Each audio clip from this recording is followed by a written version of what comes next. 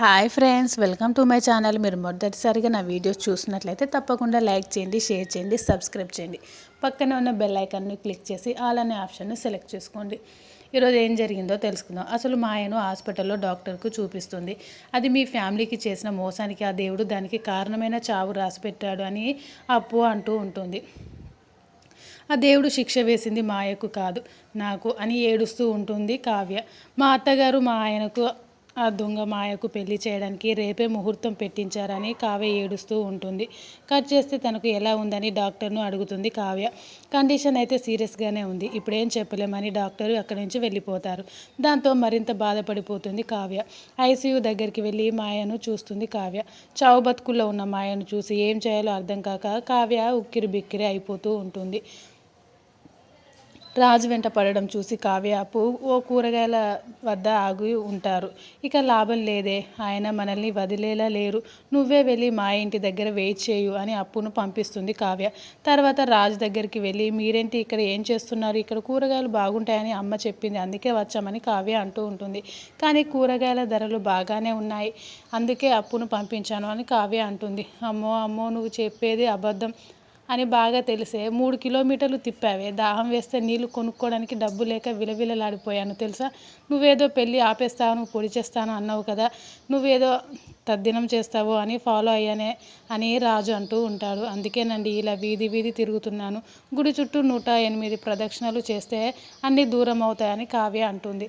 అమ్మ తల్లి, నువ్వేం ప్రదక్షిణలు సైలెంట్గా చేసుకో, నేను వెళ్ళి సౌండ్ వచ్చేలా ఏడుస్తాను అని రాజు అక్కడి నుంచి వెళ్ళిపోతాడు. మరోవైపు ఇంటి బయటకు వచ్చిన కావ్య డ్రైవర్ గురించి తల్లిని అడుగుతుంది. ఇంతసేపు ఏంటి, ఎవరైనా చూసారేమో అని టెన్షన్గా ఉందని కాల్ కట్ చేస్తుంది అనామిక. ఇంతలో అక్కడ ఉన్న స్వప్న కనిపించేసరికి షాక్ అయిపోతుంది అనామిక. ఎవరైనా చూస్తారని టెన్షన్ పడుతున్నావా, ఏ భాగోతం చేస్తావని స్వప్న అని అంటుంది. నువ్వు ఇక్కడ ఏం చేస్తున్నావని అనామిక అడుగుతుంది. నేను ఇక్కడ ఉంటే నీకెందుకని స్వప్న అంటే, అమ్మ అది అవలిస్తే పేగులు లెక్కబెట్టే రకం, వాడొస్తే స్వప్న చూస్తే చెక్ ఎలా ఇచ్చేది అని చెక్కును దాచుకుంటుంది అనామిక. నన్ను కాస్త వదిలే అని అనామిక అంటే, నేనేంటి కళ్యాణే నిన్ను వదిలేశాడు అని స్వప్న పంచుల మీద పంచులు వేస్తుంది. నీ పని అనుమానంగా ఉంది, అందుకే డిటెక్టివ్లా నీ వెంట పడ్డాను, అదేంటో తేల్చుకునేదాకా వెళ్ళను అని స్వప్న అక్కడి నుంచి కదలకుండా ఉంటుంది. ఏంటి నీ వెనుకేదో దాచావని స్వప్న అనామిక దగ్గరున్న చెక్కును లాక్కుంటుంది. చెక్కు మీద 10 లక్షలు రాసి ఉండడం చూసి షాక్ అవుతుంది స్వప్న. దాని మీద అనామిక తండ్రి పేరు ఉండడంతో ఇది మీ అయ్య పేరులా ఉందే, వాడేం తండ్రి అమ్మాయికి ఇవ్వాల్సింది పోయి నీ దగ్గర నుంచి తీసుకుంటున్నాడా అని అనామిక నోటికొచ్చినట్లు అంటుంది.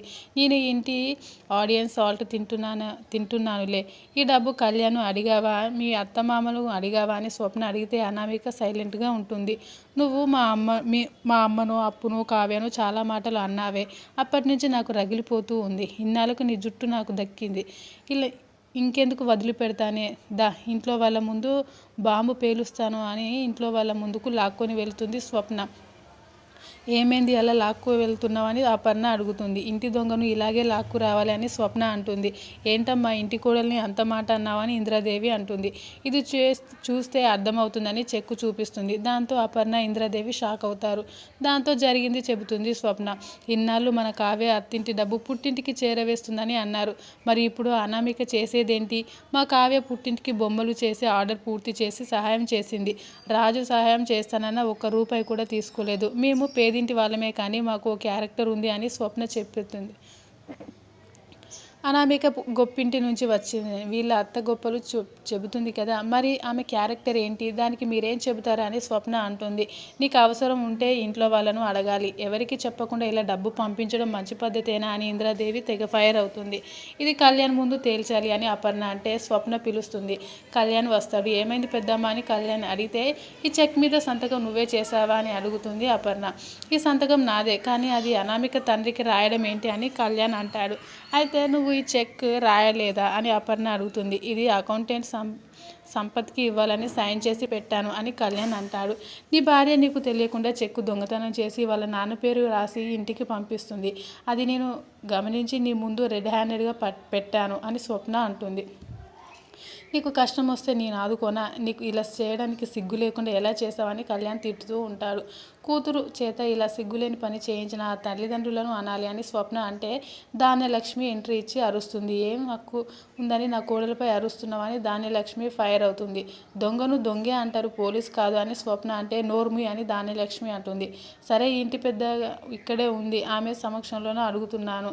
కళ్యాణ్ రాసిన చెక్కును ఎందుకు తీసుకెళ్తుందని ఏమంటావని అపర్ణ అడుగుతుంది. అంటే అంతా కలిసి ఇంటి కోడల్ని దొంగను చేశారా? ఏం జరుగుతుందో తెలియకుండా ఎలా అంటారు? ఆ చెక్ అనామిక తీసుకోలేదు, నేనే ఇచ్చాను అని ధాన్యలక్ష్మి అబద్ధం చెబుతుంది. వాళ్ళ నాన్న డబ్బు అర్జెంటుగా కాక నన్ను అడిగితే నేను ఇచ్చాను అని ధాన్యలక్ష్మి చెప్తూ ఉంటుంది. దానికి చూసావా అన్నట్లుగా అనామిక చూస్తుంది.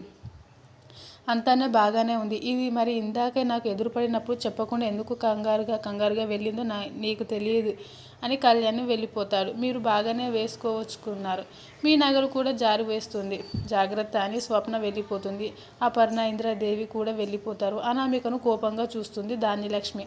సైలెంట్గా అనామిక వెళ్ళిపోతుంది. మరోవైపు అప్పు దగ్గరికి కారులో వస్తుంది కావ్య వెంటే కారులో రుద్రాని వస్తుంది. ఇదే ఇల్లు అని లోపలికి వెళ్తారు అప్పు, కావ్య. రుద్రాని కూడా ఫాలో అవుతుంది. వెళ్ళి డోర్ కొడితే మాయ ఫ్రెండ్ తలుపు తీస్తుంది. మాయను పిలుస్తావా అని అప్పు అడిగితే ఇంకా రాలేదు అని సాహితి అంటుంది. అప్పుడు సాహితితో అప్పు గొడవ పడుతుంది. ఇంతలో మాయ ఎదురుగా వస్తుంది. కావ్య అప్పును చూసి షాక్ అవుతుంది. కావ్యకు అనుమానం వస్తుంది. కావ్య అని మాయ అని పిలుస్తుంది. నేనెవరో తెలిసిపోయింది కాబట్టి పరిచయాలు అవసరం లేదు. కాబట్టి నేను అడిగిన వాటికి మర్యాదగా నిజాలు చెప్పు. ఇప్పటి వరకు నువ్వేం చేశావో నిజాలు చెప్పు. ఇక్కడ ఇంటికి వచ్చి చెప్పాల్సిందే అని కావ్య అంటుంది. దాంతో సూట్ కేసు వదిలి మాయ పారిపోతుంది. అది చూసి కావ్య అప్పు షాక్ అవుతారు. మాయను పట్టుకునేందుకు పరిగెడతారు. ఇది పారిపోతుందంటే కావ్యను చూసి భయపడుతుందన్నమాట. ఇది అసలు కావ్యకు దొరకకూడదని కారు స్టార్ట్ చేస్తుంది Rudrani. Thanks for watching this video. Please subscribe my channel.